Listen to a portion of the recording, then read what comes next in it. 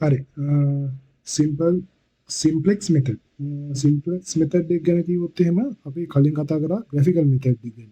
එතකොට ග්‍රැෆිකල් මෙතඩ් එකෙන් linear programming models වල මේ විසඳන්නේ true decision variable තිබ්බොත් තමයි මේ graphical method එක පාවිච්චි කරන්නේ.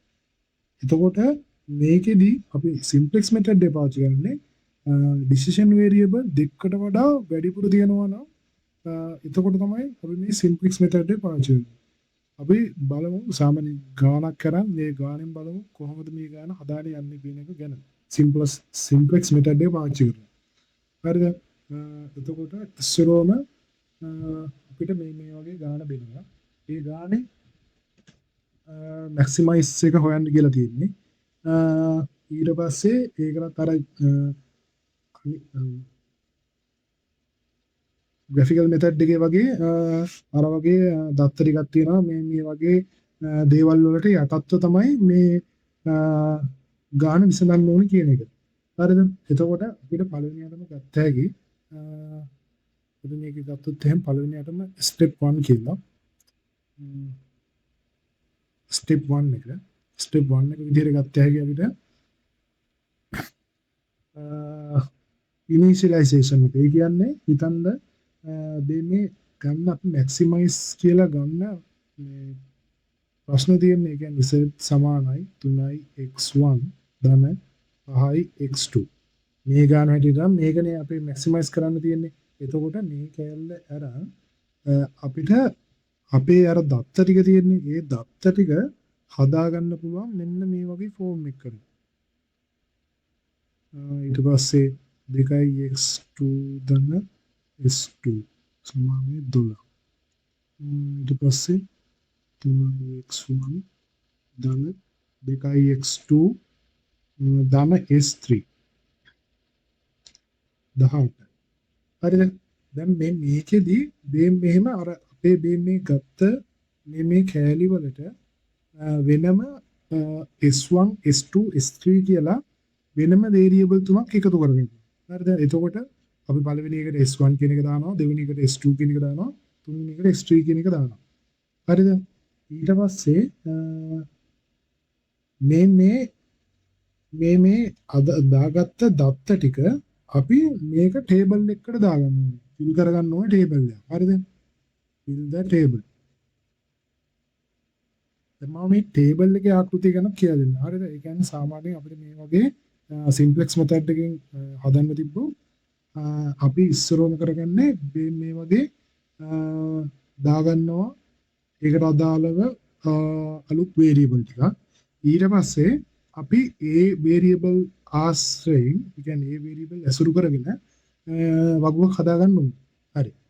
එතකොට ඒ වගුව හදා ගන්න කලින් මේ සාමාන්‍ය මේ කියන සේරම variable ටික x1 x2 s1 s2 s3 මේ කියන සේරම variable ටික විශාල හෝ සමාන වෙන්න ඕන බිඳුවට. ඒ කියන්නේ ධන සංඛ්‍යාවක් වෙන්න ඕන.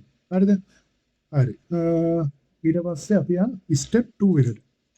step 2 එකට යද්දී දැන් step 1 එකට මේ step 1 එක ඕක. ඊට පස්සේ step 2.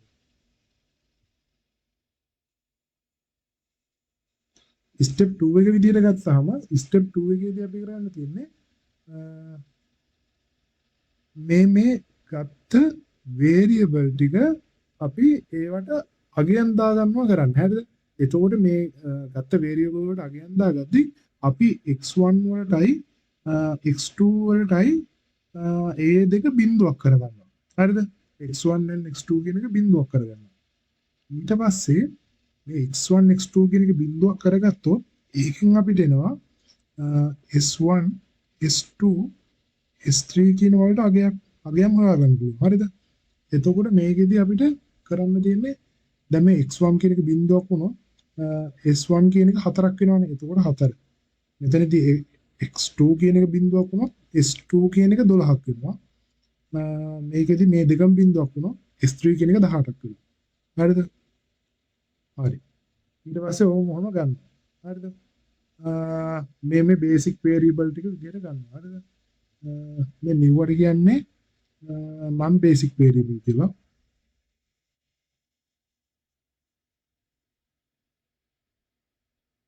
ඊට පස්සේ මේ ටිකට කියන්නේ බේසික් වේරියබල්.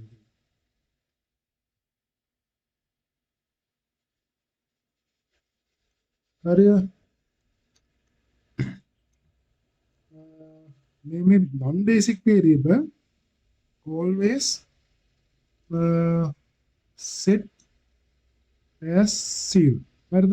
ඔයක මතක තියාගන්න ඕන ඔය විදිහට තමයි යන්නේ. step by step මතක තියාගන්න. හරි. දැන් අපිට මේක අනුසාරයෙන් අපි අර හදා ගන්නවා කියන ටේබල් එක අපිට හදා ගන්න පුළුවන්. එතකොට මේ ටේබල් එකේ තියෙන්නේ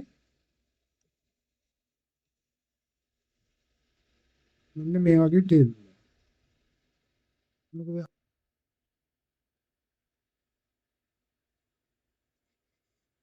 හරි.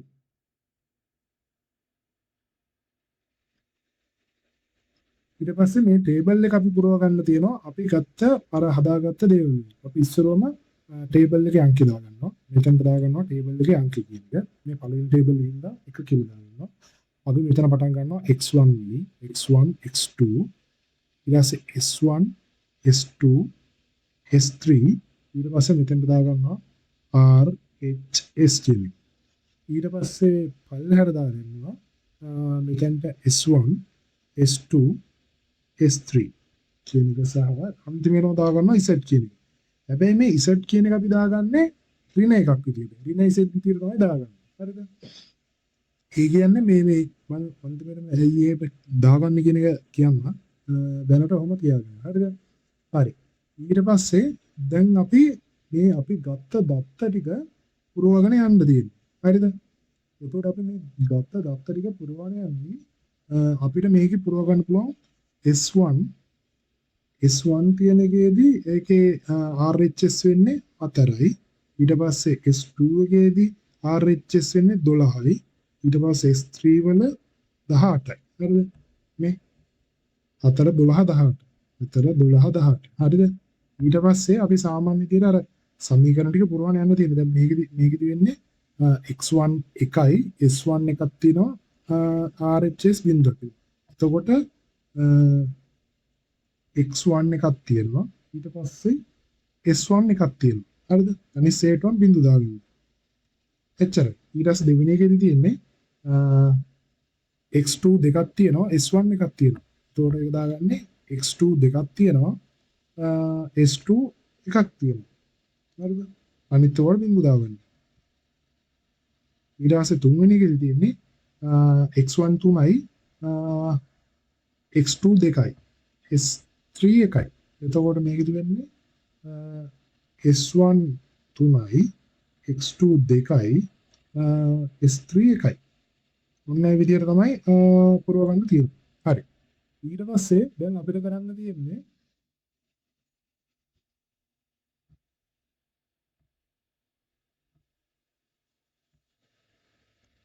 z එක ගන්න. එතකොට z එක ගන්නදී z එකේ තියෙන්නේ x1 3යි x5 x2 කියන්නේ 5යි. x1 3යි x2 5යි.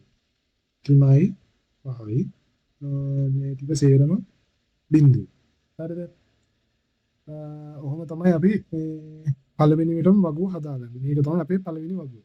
දැන් ওই වගුව හදාගත්තට පස්සේ අපිට කරන්න තියෙනවා පොඩි වැඩ ටිකක්. හරිද? අපි දේවල් ටිකක් අඳුර ගන්න. හරිද? ඉස්සරෝම අපි අඳුර ගන්න තියෙන්නේ pivot column කියලා එකක් තියෙනවා. හරිද? එතකොට මේ pivot column කියන එක හොයාගන්නේ මෙන්න මේ යට තියෙන්නේ. මේ යට තීරුව තියෙන්නේ. මෙන්න මේ තීරුව. මේ තීරුව තියෙන්නේ. මේ තීරුව. ඔය රෝ එකට කියන්නේ මේ රෝ එකට කියන්නේ අපි index row කියලා. හරිද? index row කියලා තමයි ওই රෝ එකට කියන්නේ. එතකොට ওই index row එකේ හරිද තියෙන වැඩිම සංඛ්‍යාව ගන්නවා. ඒ කියන්නේ වැඩිම අගයේ තියෙන එක. index row එකේ තියෙන වැඩිම අගයේ තියෙන එක ගන්නවා. හරිද? එතකොට වැඩිම අගයේ තියෙන්නේ මේ 5 කියන එක. 5 කියන එක අරන් ඒ 5 ඉඳන් උඩට තියෙන ඒ 5ට අදාළ කොලම් එක අපි මාක් කරගන්නවා. අපේ pivot column එක විදිහට. හරිද? pivot column එක විදිහට මේක මාක් කරගන්නවා pivot column එක විදිහට. හරිද? මේකට කියන්නේ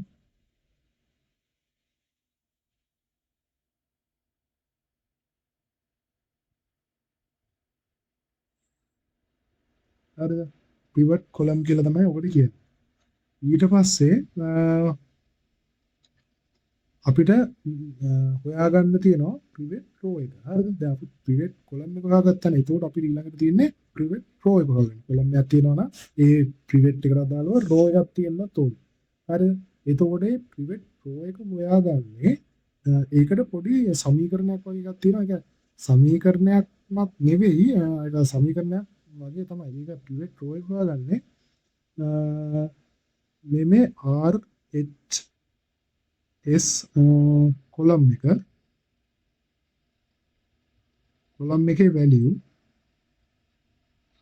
බෙදන්න ඕනේ pivot column එකේ value වලින්.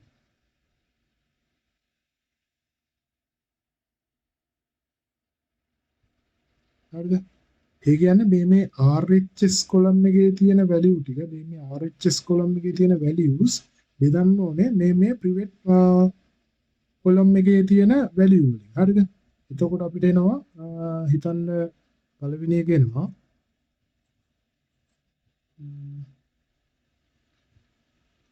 4 බෙදනවා බිංදුවයි. 4 බෙදනවා බිංදුවයි. හරිද? ඊට පස්සේ දෙවෙනි එක තියෙනවා 12 බෙදනවා 2. 12 බෙදනවා 2. ඊට පස්සේ 18 බෙදනවා 2. හරිද? කොහොම ඔය ටික බෙදාගත්තට පස්සේ ඕකෙන් එන කුඩාම එක ගන්න. කුඩාම සංඛ්‍යාව ගන්න. හැබැයි බිංදුව නෙවෙයි. කුඩාම සංඛ්‍යාව ගන්න. එතකොට මේකට උත්තර ටික එනවා.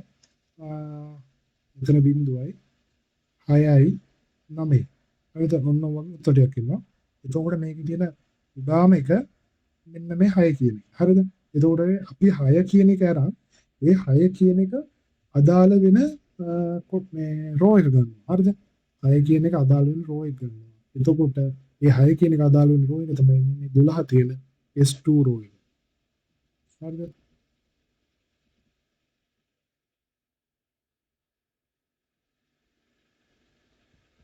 මේ 12 තියෙන S2 රෝ එක තමයි මේ 6 තියෙන්නේ. හරිද? හරි. ඒක අපි නම් කරගන්නවා. මේකට තමයි කියන්නේ අපි pivot row එක කියලා. හරිද? මේකට කියන්නේ මොකද්ද? pivot row එක කියලා. pivot row එක. හරිද? හරි. ඊට පස්සේ මේ දෙකම සම්බන්ධ වෙන තැන තියෙන මේ විතර දෙකම cross වෙන තැන මෙන්න මේකට කියන්නේ අපි pivot value එක කියලා. මේකට කියන්නේ pivot element එක හරියි pivot value එක හරියි. මේකට කියන්නේ pivot element එක. හරිද? ඊට පස්සේ අපි මෙන්න මේ pivot column එකේ තියෙන මේ column එකට අදාළ ඒ column එකේ නම තියෙන්නේ column එකේ නම දැන් මේ x2 column එක කියන එකනේ. ඒතකොට මේ x2 column එක කියන එකට අපි නමට ඒකට කියනවා එතන තියෙන variable එකට කියනවා entering variable කියලා. හරිද?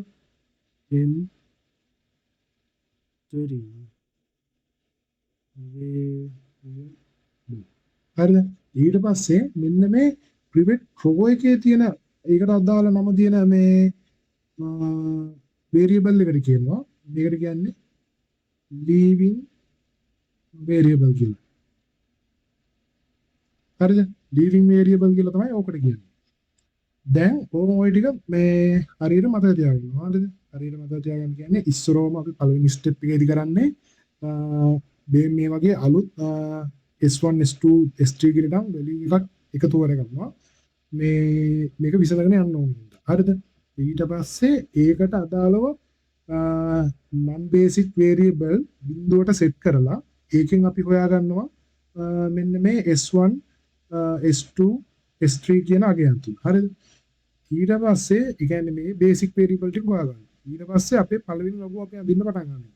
පළවෙනි වගුව අඳිනවා සාමාන්‍ය වගුව පුරවගන්නේ මෙන්න මේකට අදාළව ඒ කියන්නේ ඒකේ ඉස්සරහ තියෙන සංගුණකේ නේද කියන්නේ මොකද්ද මේ coefficient එක අරන් මේ මොකද්ද මේකට එකතු කරගන්න. මේ table එකට දාගන්න. හරිද?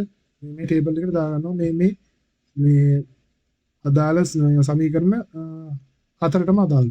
හරිද? එහෙම පුරවගත්තට පස්සේ අපි හොයාගන්නවා pivot row එකයි pivot column එක. හරිද? එතකොට මම මේ pivot row එකයි pivot column එක හොයාගන්න හැටි දැන් කියලා දුන්නා. හරි. ඊට පස්සේ අපිට කරන්න තියෙන්නේ step 3 එකට යන්නේ. හරිද? දැන් යන්න තියෙන්නේ අපිට step 3 එකට.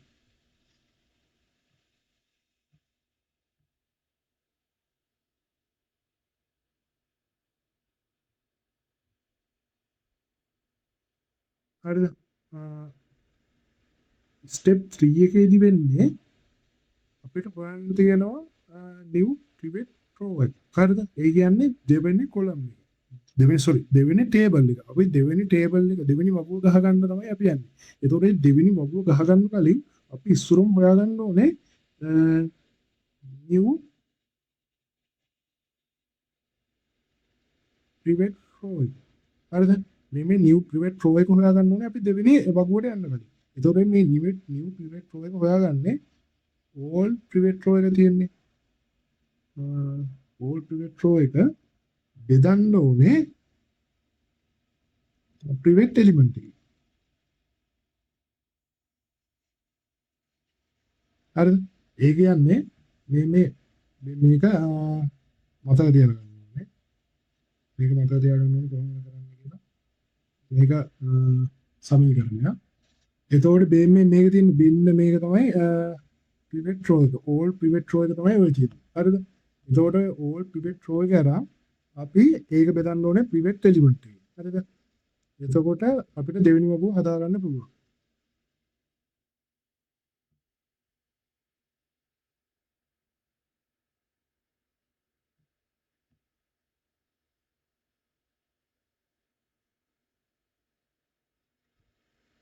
හරිද? මොන්න දෙවෙනි වගුව හදාගන්න යන්නේ. දෙවෙනි වගුව හදාගන්න යද්දී අපි ඒකේ සඳහන් කරගන්න ඕනේ පළවෙනිම දේස් වගුව කරන්න යද්දී වෙනස් වෙන දෙයක් තියෙනවා. මොකක්ද දන්නවද වෙනස් වෙන්නේ? අර අපි මේ ඉන්ටරින් වේරියබල් එක්කුයි ලීවිං වේරියබල් එක්කුයි ගත්තානේ. එතකොට මේකෙන් මේ කියන්නේ මේ මෙතන තියෙන වේරියබල් එක ඩීව් වෙද්දී මේක අයින් වෙනවා. මේක අයින් වෙනවා. මේක ලීව් වෙනවා. මේක අයින් වෙද්දී මේ එන්ටරින් වේරියබල් එක ඇවිල්ලා මේ මෙතනට සෙට් වෙනවා. හරිද?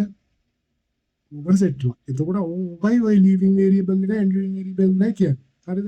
එතකොට දැන් අපිට කියනවා වෙනස් වෙන දෙක තියෙන්නේ x2 තියෙන එක s2 තැනට එනවා. හරිද? එතකොට වෙන්නේ මෙතන x2 කියන එක තියෙනවා. හරිද? මෙතන වෙනස් වෙන්නේ නැහැ. මේ දෙවෙනි ටේබල් එක. මේක x1 මේක x2 s1 s2 s3 ඊට පස්සේ RHS. දැන් අපේ අර leaving variable ඒ කියන්නේ entering variable එක මෙතන කලින් එකේ තිබ්බට මේක entering variable එක උනාට මේක leave වෙන්නේ නැහැ නේ. මේක leave වෙන්නේ නැහැ. හරිද? leave වෙන්නේ මේ මෙතන තියෙන එක විතරයි. මේ s2 කියන එක විතරයි leave වෙන්නේ. හරිද? s2 කියන එක විතරයි leave වෙන්නේ. එතකොට මේ x2 කියන එක මේ s2 තියෙන තැනට එනවා. හරිද? මෙන්න මෙහෙම එනවා. ඔන්න ඔය විදිහට ආවා. ඊට පස්සේ සාමාන්‍ය විදිහට අර දෙක දාගන්න තියෙනවා. s1 s3 z කියලා. හරිද? ඔන්න දැන් සෙකන්ඩ් ටේබල් එකේ අදාළ දේවල් ටික පුරව ගන්නයි යන්නේ. හරිද? දැන් අපි අලුත් pivot row එකක් හොයන්න ඕනේ. දැන් එතකොට මේකෙදි අර පරම විදියට මේ pivot row එක හොයන්නේ. ඒ කියන්නේ මේ වගේ අර අඩු මේක හොයලා නෙමෙයි මේකෙදි මේ අලුත් pivot row එක හදාගන්නේ. හැබැයි ඉස්සරහට ඔක ආයෙ වැදගත් විදිහක් තියෙනවා. හරිද? අලුත් pivot row එක හදාගන්නේ මෙන්න මේකේ. all pivot row එක pivot element එකෙන් බෙදලා. එතකොට all pivot row එක කියන්නේ මෙන්න මේක. ඒක කියොත් එහෙම S2 කියන එක S2 කියන එක ඒකේ තියෙන 0.2 0.1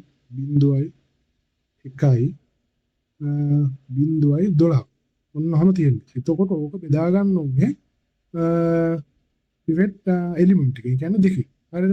එතකොට ඕක දෙකෙන් බෙදුවොත් එහෙම 0.2 දෙකෙන් බෙදුවොත් එහෙම 1යි 0.1 දෙකෙන් බෙදුවොත් එහෙම භාගයයි. හරිද? ඊට පස්සේ බිඳුව දෙකෙන් බෙදුවොත් එහෙම ආය බිඳුවයි 12 දෙකෙන් බෙදුවොත් 6යි. හරි. ඔන්න අපි දෙවෙනි වගුව හදා ගන්න පටන් ගත්තා. හරිද? ඊට පස්සේ මේ දැන් මේ වගුව ෆිල් කරගන්න බෑ. මේ වගුව ෆිල් කරගන්න මේ අපිට දැන් විදිහක් ඕනේ. ඒතකොට මේ වගුව ෆිල් කරගන්න තියෙන විදිහ තමයි ඒකටත් අපිට පොඩි දෙයක් තියෙනවා ලේසියෙන් කරගන්න එක. ඒකෙදි වෙන්නේ හිතන්න B C A B. හරිද? ඔන්න ඔය වගේ කොටුවක් තියෙනවා. හරිද? මේකට කියන්නේ ඉමේජිනරි ස්ක්වයර් කියලා. හරිද? මේ ඉමේජිනරි ස්ක්වයර් කියලා වඩාත් තමයි කියන්නේ. ඒ කියන්නේ අර මනක් කල්පිතව හිතාගත්ත කොටුවක් විදිහට තමයි අපි මේක සලකන්නේ. හරිද? එතකොට මේක සලකද්දී අපි සාමාන්‍යයෙන් මේක පාවිච්චි කරන්නේ මෙන්න මෙහෙම.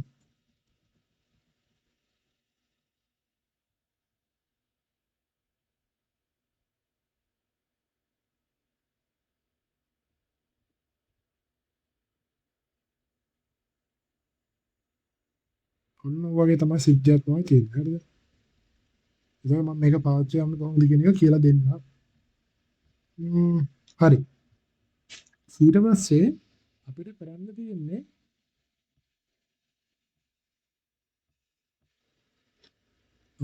මේක පාවිච්චි කරන්න පොඩි දෙයක් තියෙනවා. මේක හරියටම අහගන්න. මොකද මේක පැටලුනොත් වැඩේ කරගෙන යන්න බෑ. අපිට මේක ගන්න මෙන්න මේ වගුවත් අපිට ඕන වෙනවා. හරිද?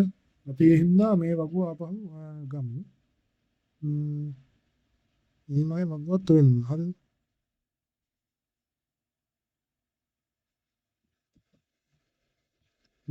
ඕකේ අපි මේක පැත්තකින් තියන්නේ.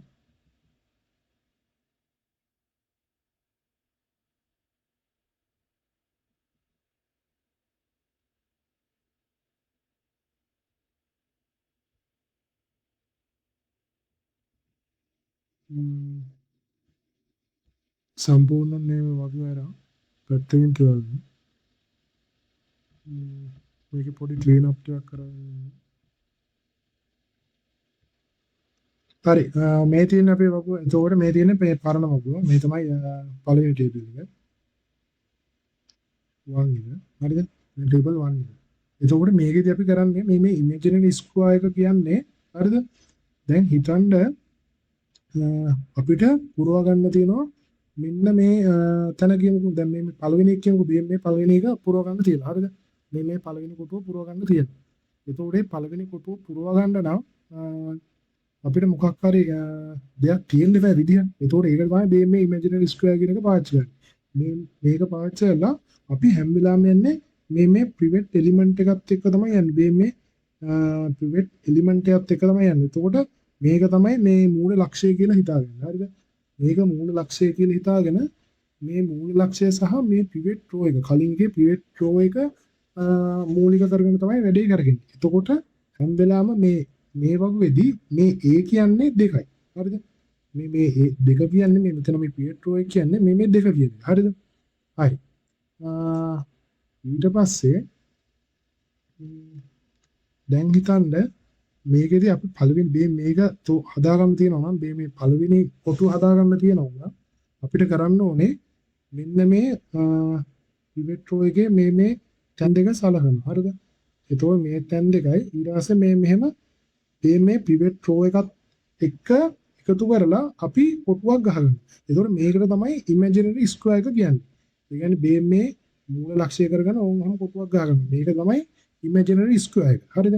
මේ ඉමේජිනරි ස්ක්වයර් එක අරන් දැන් මේකේ තියෙන ටික මේකට ආදේශ කරගන්න. හරිද? එතකොට මේකේ තියෙන්නේ 2යි. 2 කියලා ගත්තොත් ඊට පස්සේ තියෙනවා දෙකට එහා පැත්තේ D තියෙනවා බිඳුවයි. ඊට පස්සේ D ට අරස්සබ තියෙනවා B ඒ බිඳුවයි. ඊට පස්සේ A ට අනිත් පැත්තේ තියෙනවා 1යි. හරිද? දැන් මේක හිතන්න එපා මේ ඉමේජිනරි ස්ක්වයර් එක හරියටම අර මේ විදිහටම ඔහොම කොටුව A B C D කියන එක ඔහොම දීගල. එහෙම හිටින්නේ නැහැ. අපිට ඒක ගන්න තියෙන තැන අනුව වෙනස් වෙනවා. හරිද? ඊට පස්සේ දැන් අපි මේකට ගත්තානේ. දැන් මේකට ගත්තට පස්සේ මෙතන 1යි බිඳුවයි මෙතන 2යි. දෙක මූලික කරන ගත්තා. හරිද? එතකොට ඊට පස්සේ මේකට මේ ආධාර ටික ආදේශ කරගෙන යන්න දෙන්න. ඒතකොට අපිට සාමාන්‍ය හොයාගන්න තියෙන මේ කැලේ විතරයි. ඒතකොට මේ කැලේ හොයාගන්නවා C කියන්නේ 1යි ඊට පස්සේ BD කියන්නේ බිඳුවයි බිඳුව ගුණ කිරීම බිඳුවයි A කියන්නේ 2යි. ඒතකොට වැඩක් නැහැ නේ මෙතන මේකේ උත්තරේ වෙන්නේ එකයි කියන එක. හරිද? එතකොට අපි මේකට දාගත්ත එක අපි මෙතනින් එකයි කියලා. හරිද? ඊට පස්සේ දෙවෙනි එක. දෙවෙනි එක යද්දි දෙවෙනි එකේ ස්කෝර් එක තියෙන්නේ මෙන්න මෙහෙම. ඒ කියන්නේ මෙතන මේකනේ මෙන්න මේක හොයාගන්න තියෙන්නේ. මෙන්න මේක තමයි අපිට හොයාගන්න තියෙන්නේ ඊළඟට. හරිද? මෙන්න ඕක හොයාගන්නවා නම් ඒක හොයාගන්න අපි ස්කෝර් එකක් ගෙවුවොත් මෙන්න මේ වගේ ස්කෝර් එකක් ගහගෙන තියෙනවා. හරිද? හරි. එතකොට මේක ටික මේකට ආදේශ කරගන්න තියෙන්නේ. සාමාන්‍ය විදිහට අරකට ආදේශ කරගන්න. දැන් ආදේශ කරගත්තාම කීයද වෙන්නේ? 2යි. මෙතන always 2යි. 2 එක නියතයි. ඊට පස්සේ දෙකට එහා පැත්තේ තියෙනවා 3යි. ඊට පස්සේ තියෙනවා දෙකත් එක්ක බිඳුව තියෙනවා. මේකත් 2 තියෙනවා. හරිද? ඊට පස්සේ මේකට ආදේශ කරගන්න. 3 රින 2 ගුණ කිරීම බිඳුව බෙදීම 2. ඒ 3ම. හරිද? 2ෙන් බිඳුව කියවහම බිඳුව එන එක බිඳුව 2ෙන් බෙදුවා 3. හරි. එතකොට මෙතන උත්තරේ වෙන්නේ 3යි. sorry 3යි. හරිද? ඊට පස්සේ අනිත් එක වෙන්න ඊට යට එක වෙන්න. දැන් මේකෙදිත් එහෙමයි. දැන් හිතන්නකො මේ කොටුවක් කියවට අර ස්ක්වයර් එකක් කියවර මේ සමචතුරස්‍රයක් වෙන්න ඕනේ නැහැ. මේ මෙහෙම ගත්තා එන්නේ. මේක ගත්තාම මේ මුළු හතර විතරයි අපිට වැදගත් වෙන්නේ. ඒතකොට මේකේ 2යි හැම වෙලාවෙම 2යි. ඊට පස්සේ දෙකට හැපැත්තේ 3 තියෙනවා. ඊට පස්සේ දෙකෙන් හැපැත්තේ බිඳුව තියෙනවා. ඊට පස්සේ මෙතනට එන්න ඕනේ 2 නෙවෙයි. මෙතනට එන්න ඕනේ 5 කියන එක. හරිද? 5 කියන එක දාලා හදාගන්න. එතකොට එන්නේ 3 ඍණ වහා ගුණ කිරීම බිඳුව බෙදීම 2 සමානයි 3යි කියලා. ආයතන එකට 3යි කියලා. එතකොට මෙතන 3යි උත්තරේ. අපි මෙතනටත් දාගන්න උත්තරේ 3යි කියලා. හරිද? හරි. ආන් ඒ වගේ අපිට අනිත් ටික පුරවගෙන යන්න තියෙනවා. එතකොට මම මේක පුරවගෙන යනවා. ඒ කියන්නේ තවත් තනින් තනින් ඕනනම් මම දෙකක් තුනක් පුරවන පෙන්නනවා.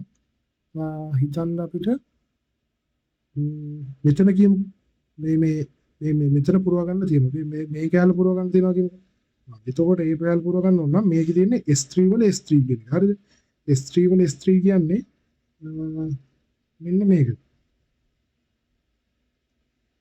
මෙතනද මේකනේ S3 වල S3. එතකොට මේ මෙහෙම කොටුවක් ගහ ගන්නවා. ඕක තමයි අපි ඉමේජිනරි ස්ක්වයර් එක. එතකොට මේකෙදි පුරව ගන්නවා 2 කියන්නේ 2මයි. ඊට පස්සේ දෙකට එහා පැත්තේ දෙකත් එක තියෙන බිඳුව. දෙකත් එක බිඳුව තියෙනවා දෙකට කිලි. ඊට පස්සේ දෙකත් එක විරුද්ධව තියෙන 1. මෙතන 3 නෙවෙයි මෙතන 1 තියෙන්නේ. ඊට පස්සේ දෙකට B විදියට තියෙන්නේ 2 කියලා. එතකොට මෙතන 5 නෙවෙයි ආයෙත් 2 තියෙනවා. එතකොට මේකට උත්තරේ වෙන්නේ කරින 2 ගුණ කිරීම බිඳුව බෙදීම 2. එතකොට උත්තරේ 1යි. එතකොට මේකට උත්තරේ එන්නේ 1යි කියලා. හරිද? ඔන්න ඔහොම. මෙන්න මේ වගේ අපිට සුළු කරන් ගියා. හරිද? ඊට පස්සේ මේකෙදි අපිට තව තියෙනවා දෙයක් ලේසියෙන් වැඩක් කරගන්න පුළුවන්. ඒ ලේසියෙන් වැඩක් කරගන්න පුළුවන් වෙන එක තමයි හිතන්නකො මේ වගේ ඡේදන වෙන තරම් දෙයක් කියලා. මේ මෙහෙම ඡේදන වෙන තැනද. හරිද? හැබැයි මේ ඡේදනය වෙන්නේ එකම තැන තියෙන දෙක. දැන් හිතන්න x1 කියන්නේ. නැත්තම් x2 ඒ කියන්නේ කොලම් එකයි රෝ එකයි දෙකම x1 හරි x2 හරි අදාළ සංඛ්‍යාවක්. නැත්තම් s1 එක s1 වෙන්න පුළුවන් s1 වෙන්න පුළුවන් s2 වෙන්න පුළුවන් මොකක් හරි. හරිද? මේ වගේ ඡේදනය වෙන තැන තියෙන්නේ. හරි. ඒතකොට මේ ඡේදනය වෙන තැන ගත්තොත් බලමුකෝ. මේකෙදි ඡේදනය වෙන තැන තියෙනවා s1 ගත්තොත් මෙතන තියෙනවා. හරිද? ඊට පස්සේ මෙතන x2 ගත්තොත් මෙතන තියෙනවා. හරිද? ඊට පස්සේ S3 ගත්තොත් මෙතන තියෙනවා. ඔන්න ඔය වගේ එකම සංඛ්‍යාව කියන්නේ එකම වේරියබල් එක තියෙන තැන් දෙකක් ඡේදනය වෙන තැන් දෙකක් තියෙනවා. ඒ තැන එකයි. ඒ තැන අගය එකයි නෝ. මේ මෙතන අගය එකයි කියලා එකක් කියලා ආවොත් එහෙම මෙතනත් එකයි නෝ. හරිද? මෙතනත් එකයි නෝ. අපිට අනිත් සංඛ්‍යා ටික හරිද? ඒකට අදාළ අනිත් සංඛ්‍යා ටික බිඳුවක් කියලා දැම්මේ. මේකට බිඳුවක් කියලා මේකට බිඳුවක් කියලා අපිට කිසිම කැල්කියුලේෂන් එකක් නැතුව දැම්මේ. හරිද? මොකද මෙතනත් එකයි තියෙන්නේ. මෙතනත් එකයි තියෙන්නේ. හරිද? ඒතකොට කිසිම කැල්කියුලේෂන් එකක් නැතුව අපිට ඒකේ අදාළ කොලම් එකේ ඉතුරු සේට් ඕම බිඳුව දැම්මේ.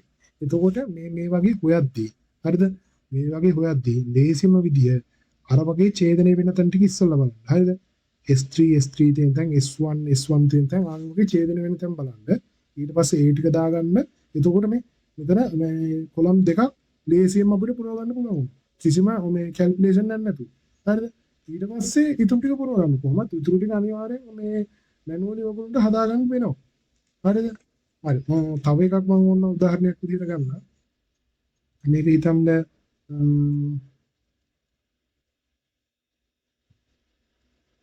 මෙතන ඉඳන් අපි ගමු මේකට ඕකට. ඒතකොට මේකෙදි මේ 18 කියන එක තමයි මේ හොයන්න තියෙන්නේ. 18 කියන තැන කියන්නේ එතන තියෙන ඉලක්කම තමයි හොයන්න තියෙන්නේ. ඒතකොට 18 කියන තැන නම් අපි නිකන් ඉතින් හතර බලමු. ඉතින් හතර බලමු කියන්නේ 18 18 ඒ කියන්නේ අපිට හදන්න ඕන එකේ අඩු කරන්නේ ඊට දෙපැත්තේ තියෙන අර කොටුවේ දෙපැත්තේ තියෙන කොටුවේ දෙපැත්තේ තියෙන සංඛ්‍යා දෙක ගුණ කරලා 12 ගුණ කිරීම 2යි ඊට පස්සේ පිවට් එකෙන් බෙදන්න. පිවට් එකෙන් බෙදන්න 2. එතකොට මේකෙදි වෙන්නේ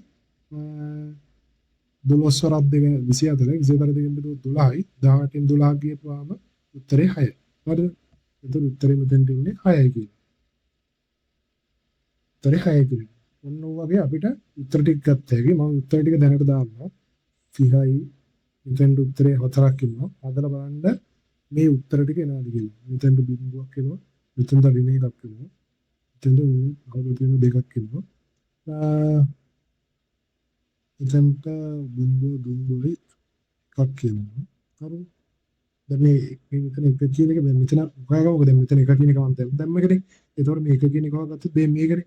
මේ කියන්නේ මෙතන ගත්තොත් එහෙම ඔන්න ඔය ඉමේජිනරි ස්ක්වෙයාර් එක තමයි තියෙන්නේ. ඒතකොට වෙන්නේ එක ඍණ බිඳුව ගුණ කිරීම බිඳුව බෙදීම 2. හරිද?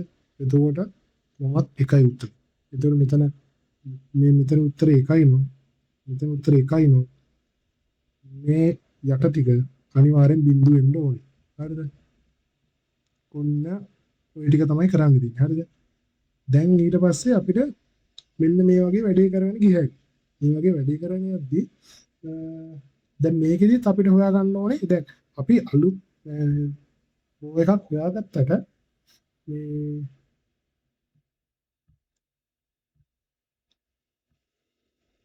මේකෙදි අලුත් එක හොයාගත්තට මේකෙදි දැන් අපි මේකනේ පිවට් රෝ විදිහට ගත්තේ. එතකොට මේක පිවට් රෝ එක වෙන්නේ නැහැ. හරිද? මේකෙදි අර මේ දැන් මේක අර හදාගන්න පහසුවට තමයි මේක ගත්තේ. හරිද? ඒතකොට ඔහොම තමයි ඔය විදිහට තමයි යන්නේ. එතකොට මේකටත් ආයෙ මුල ඉඳන් මේ අර පළවෙනි එකේ වගේ මෙන්න මේකේ වගේ පිවට් රෝ එක හොයාගත්තේ කොහොමද කියලා දැන් මතක ඇති කියලා හිතනවා.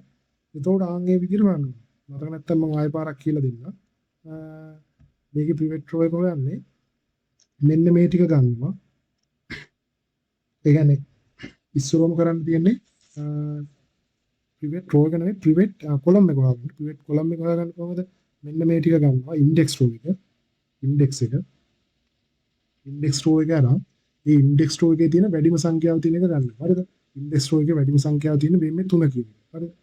ඒතකොට මේ 3 කියන එක ගත්තොත් එහෙම ඒතකොට මේකට අදාළව තමයි අපිට එන්නේ මොකද්ද? පිවට් කොලම් එක. මේක තමයි අපේ පිවට් කොලම් එක. හරිද? ඕම් පිවට් කොලම් එක.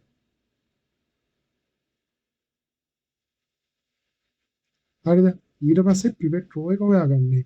මෙන්න මේ RHS වල සංඛ්‍යාව මෙන්න මේ පිවට් කොලම් එකේ සංඛ්‍යාව වලින් බෙදලා ඒකේන අඩුම එක තමයි ගන්න. එතකොට මින් එක ගන්නේ. මින් එක ගන්නවා නම් 4 බෙදන්න ඕනේ 1ෙන්. 4 බෙදන්න ඕනේ 1ෙන්. 4 බෙදනවා 1ෙන්. හරිද? ඊට පස්සේ 6 බෙදනවා බිඳුවේ. ඊට පස්සේ 6 බෙදනවා 3ෙන්. ඊට පස්සේ ඍණ 30 බෙදනවා 3. ඍණ 30 බෙදනවා 3. හරිද? එතකොට උත්තරේ එන්නේ මෙතන 4යි. ඊට පස්සේ බිඳුවයි. මෙතන 2යි. 33 බෙදුවොත් ඍණ 10යි. උන්වහන්සේ උත්තරේ එන්නේ. එතකොට 4 කියන එක තමයි විශාලම සංඛ්‍යාව විදිහට. ඒතර 4 sorry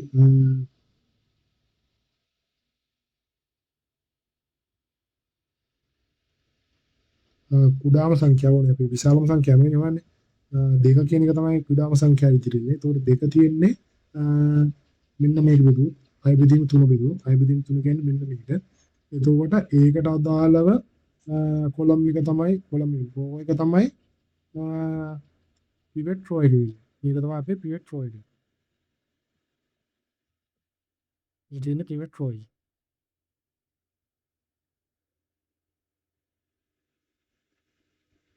හරිද? Pivot raw. මම හිතනවා මේ පැහැදිලි ඇතිද කියලා මේ කියන එක. ඊට පස්සේ මේකෙදිත් අර විදිහමයි. මෙන්න මේ පිවට් කොලම් එකේ පළවෙනි එක තමයි මේක එන්ටරින් වේරියබල් එක. එන්ටරින් එක මේක ලීවිං එක. මේක ලීවිං. මතක ඇති කියලා හිතනවා අර ඉස්සරම කිව්ව ටික ලීවිං. ඊට පස්සේ ওই ටික අරන් ওই විදිහටම අපි මේ තුන්වෙනි වගුවත් හදාගන්නවා. එතකොට මේ වගු 1 2 3 කියලා වගු හදාගෙන යන එකේ තේරුම මොකද්ද දන්නවද? ඒ කියන්නේ දැන් අපි මෙච්චර වෙලා කතා කරන්නේ නැහැ නේ. මේ තේරුම මොකද්ද කියන එක. දැන් මෙතනදී මේ ඍණ කියන එකක් දාගත්තානේ මේ Z කියන එකට. මේ Z කියන එකටත් මේ ඍණ කියලා ගත්තානේ. ඒතකොට මේකෙදිත් ඍණ කියන එක යනවා. මේකෙදි ගත්තා වගේම මේකෙදි ඍණ කියන එක ගත්තා වගේම දිගටම යනවා. මේ ඍණ කියන එකේ අදහස් වෙන්නේ මෙන්න මේ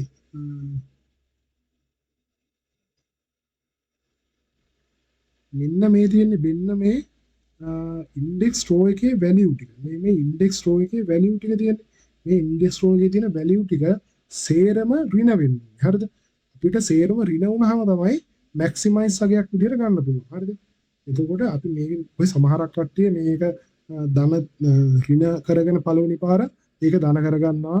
ඊට පස්සේ ඔහොම එක එක විදිහ තියෙනවා. හරිද? දැන් සාමාන්‍යයෙන් මේ විදිහට යන්නේ අපි මේකේ ඉස්සරම කරන්නේ ක්‍රියා කරගෙන තමයි යන්නේ. ඒ කියන්නේ ඉස්සරම ධන සාමාන්‍ය තියෙන විදිහට තියාගෙන අන්තිමේටම ඉන්ඩෙක්ස් රෝ එක කියන එක ඉන්ඩෙක්ස් රෝ කියන එක all values need to be 0. sorry 0 නෙවෙයි negative.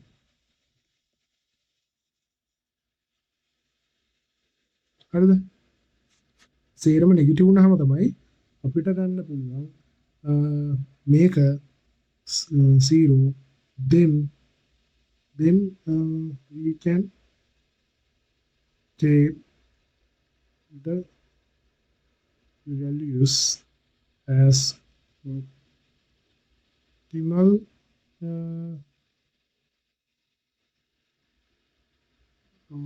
කියන්නේ අදාළ ඔප්ටිමල් අගයටම රීච් වෙලා කියලා. optimality has reached කියලා ගන්න පුළුවන්. මේ ඉන්ඩෙක්ස් රෝ එක all values negative වුණොත් විතර. හරිද? එතකොට අපි දැන් මේකේ all values negative වෙලා නැහැ. මෙතන මේ 3 කියන එක තාමත් තියෙනවා. 3 කියන එක negative වෙලා නැහැ. එතකොට අපි ආයෙත් කරන්නේ ආයෙත් අපි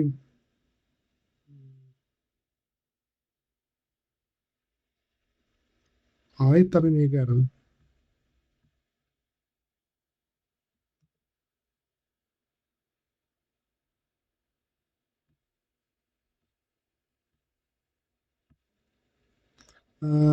අපේ තුන්වෙනි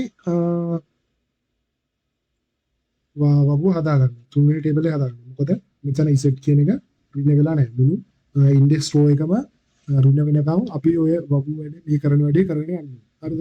එතකොට අපි මේකට ටේබල් නම්බර් 3 කියලා දාගත්තා එකේ මේ ටේබල් නම්බර් 2 එක ගත්තේ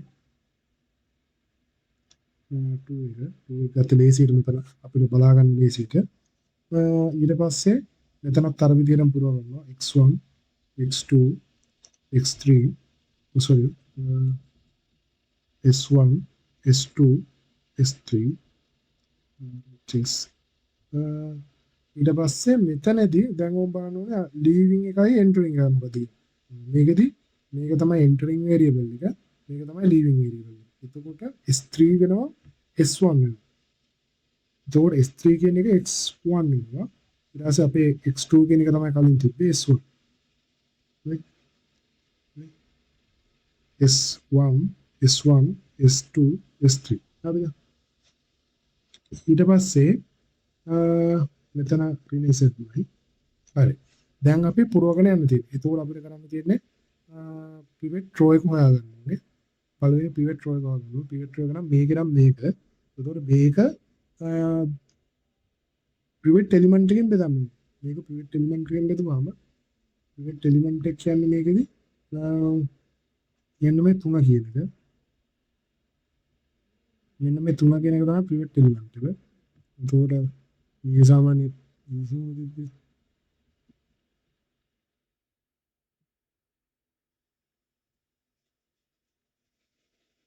මොනවද pivot element එක. එතකොට ඒකෙන් බෙදන්න ඕනේ මේ අදාළ කොලම් එක. එතකොට ඒක බෙදුවාම ඉන්නේ 3 දෙකෙන් බෙදුවොත් එහෙම ඉන්නේ 3 බෙදීම දෙකයි. සර් 3 දෙකෙන් බෙදන්න තියෙන්නේ 3ෙන් බෙදන්න තියෙන්නේ. 3ෙන් බෙදන්න තියෙන්නේ. ඒක 3 දෙකෙන් බෙදුවාම 1යි. ඊට පස්සේ 3 බිංදුවෙන් බෙදුවාම බිංදුවයි. 3 බිංදුවෙන් බෙදුවාම බිංදුවයි. 3 ඍණයකින් බෙදුවාම ඍණ එක බෙදීම 3යි. ඊට පස්සේ එක බෙදීම 3යි. අය කියන්නේ බෙදත්. හරිද? ඔන්න අපි අලුත් රෝ එක හදාගත්තා. මේ රෝ එක හදාගත්තට පස්සේ අපි ඉස්සරෝම කරගන්නේ අර බිඳු දා ගන්න පුළුවන් ඒවා බිඳු දාගන්න. මේක පුළුවන් නේද මේ x1 කියන එකේ මෙතන එක තියෙනවා. ඒතකොට එක තිබ්බාම අනිත් සේටම බිඳු දාන්න ගිහින් කිසි ප්‍රශ්නයක් නැහැ. ඊට පස්සේ x2 කියන දැන් තියෙනවා. x2 කියන එක අපි දන්නේ ඒක අපිට හොයාගන්න තියෙන්නේ. ඒතකොට ඒක හොයාගන්න බෑ. මේකෙදි අපි ගමු. කොහොම එකක් තියෙන්නේ. එතකොට මෙතන තියෙන්නේ එක ඍණ සෝරි බිංදුව තුන කිරීම බිංදුව බෙදීම 3 සමාන 1යි. එතකොට මෙතනට උත්තරේ ඉන්නේ 1යි කියලා. මෙතන උත්තරේ 1යි කියලා ඉන්නේ. එක එකතු වෙලා ආපු ගමන් x2 කියන්නේ අනිත් සේරම බිංදුව වෙනවා. ඊට පස්සේ S1 ගත්තා. මේක ගත්තා. මේක බැලුවොත් එහෙම මෙන්න මේක. ඒක ගත්තොත් එහෙම ඔන්නම එකක් එන්නේ. ඒතකොට මේක ගත්තොත් මේකෙන් තියෙන්නේ එක ඍණ 1යි බිංදුවයි 1 ගුණ කිරීම බිංදුව බෙදීම 3 ඒ තරම් නෑ 1යි. ඒතකොට S1 ඉන්නේ 1යි කියලා. 1 කියලා වහම අනිත් දෙක ඔටෝම බිංදුව වෙනවා. හරි. ඊට පස්සේ හොයාගන්න තියෙන්නේ මේ සංඛ්‍යා ටික. ඒ සංඛ්‍යා ටික සාමාන්‍ය විදිහට දාලා හොයාගන්න වෙනවා. එතකොට මේකෙදි වෙන්නේ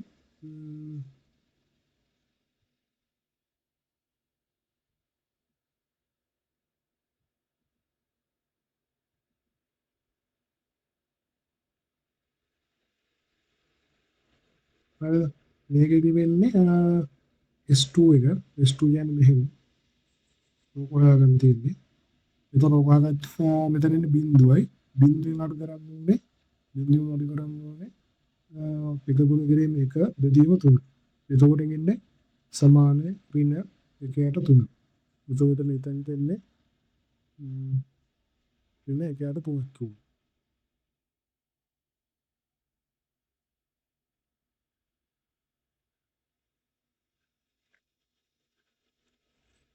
ඊට පස්සේ S3 වලට ගත්තු එතනත් එන්නේ බිංදුව ඍණ එක්වර එක. මෙතන සෝරි මෙතන වේදීම කියලා මෙතනදී වෙන්නේ ඍණ 1යි මෙතන 1. මෙතන ඍණ එකක් තියෙන්නේ මේ ඍණ එකක් තියෙන්නේ. ඒතකොට මෙතන ඍණ ධන එක බෙදීම 3ක් වෙනවා. මෙතන ධන වෙන්නේ. ඍණ නේ මෙතන ධන වෙනවා. ඊට පස්සේ මෙතනදී වෙන්නේ බිංදුවයි 1යි 1යි බිංදුව 1යි බෙදීම 3. ඒතකොට මෙතනදී වෙනවා ඍණ 1ට 3. ඊට පස්සේ RHS වෙනවා 4 ඍණ 6 ගුණ කිරීම 1.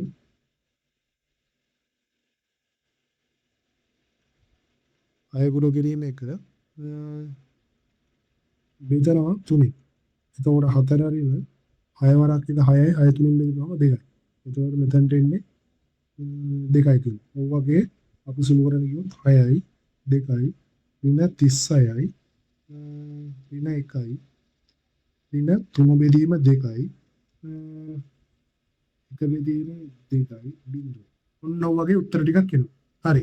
දැන් මේක බලන්න මේක බලපුවහම ඔයගොල්ලන්ට තේරෙනව නේද? මෙන්න මේ යට මේ යට අන්තිම ඉන්ඩෙක්ස් රෝ එක. මේක මොකද්ද කියන්නේ? ඉන්ඩෙක්ස් රෝ එක. මේක තමයි ඉන්ඩෙක්ස් රෝ එක. ඉන්ඩෙක්ස් රෝ එක. මේ ඉන්ඩෙක්ස් රෝ එක සේරම ඍණ වෙනවා.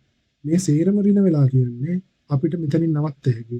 මේකෙන් නවත්තලා අපිට උත්තරේ ලියන්න පුළුවන්. Since there are no any positive values in the index row, optimality has been reached. ඊට පස්සේ this solution is optimal. හරිද? optimal කියලා දැන් මේවට උත්තර ටික ලියන්න ගියහකි. එතකොට z කියන්නේ 36යි. ඊට පස්සේ x1 කියන්නේ 2යි x2 කියන්නේ 6යි. හරිද? එතකොට x1 සමානයි 2යි x2 සමානයි 6යි ඍණ z සමානයි ඍණ 36යි. එතකොට z සමානයි 36යි. ඔන්න උත්තර ටික. ඔන්න ඔච්චරයි. ඔන්න අපි සිම්ප්ලෙක්ස් මෙතඩ් එක පාවිච්චි කරලා කොහොමද මැක්සිමයිසේෂන් එකක් ගන්න කියලා බලමු. එතකොට මේකෙදි මිනිමයිසේෂන් එකක් වෙනවම අපි මේකෙදි මේක අනිත් පැත්ත කරන්නේ. දැන් මේකෙදි මැක්සිමයිස් කරද්දි මේක ඍණ වෙනවද කියලා බලමු. එතකොට අනිත් පැත්තට මිනිමයිස් එකක් කරද්දි අපි කරන්නේ මෙන්න මේ ඉන්ඩෙක්ස් රෝ එකේ තියෙන සීරම් වැලියුස් ටික ධන වෙනවද කියලා තමයි බලන්නේ. එතකොට ධන වෙනවා නම් ඒක අපි මිනිමයිස් ප්‍රොබ්ලම් එකක් කියලා සලකනවා. ඒකට අදාළ ඔප්ටිමල් සොලියුෂන් ගන්න. හරි. එහෙනම් හරියට බලාගෙන තේරුම් නැත්නම් ආයෙ පාරක් බලන්න. ව්‍යාපාදයෙන්